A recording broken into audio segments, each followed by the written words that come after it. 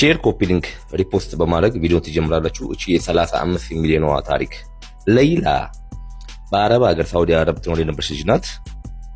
ከዛ በኋላ ሕፃን ልጅ 5 ዓመት ሕፃን ልጅ በእጁ ያልፋል። ስለዚህ በሼሪያ ህግ የሞት ፍርድ ወይ ደግሞ ካሳ እንድትከፍል ይፈረድባታል። 8 ዓመት ትታሰራለች። ገንዘብ ኢትዮጵያ ውስጥ መዋጮ ይደረጋል። ሰብሳቢ ማን ናቸው? 35 ሚሊዮኑ ወንድም ካሊድና ተስፋ የሚባል ሰው ሁለቱ ናቸው። አጣርተን ያወጣን ሰዎች አሉ።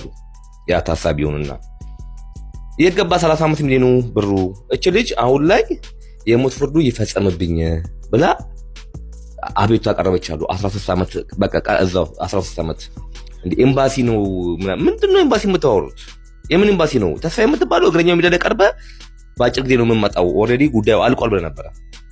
አመት አልፎታል። ያ 35 ሚሊዮን ብር የት ደረሰ? ምን ሆነ?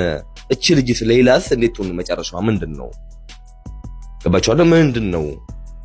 ወንድም ካሊ ደግሞ በጨረታ በቅናሽ የሰጠን ጫማዎች ኦሪጂናል ጫማዎች ለችግረኛ ሰው የምንሰጠው መርካቶ ሄደ መቻበችበትን ቦታ ሁሉ ደርሰዋል። ከነ መረጃው ከነ ማስረጃው ነው።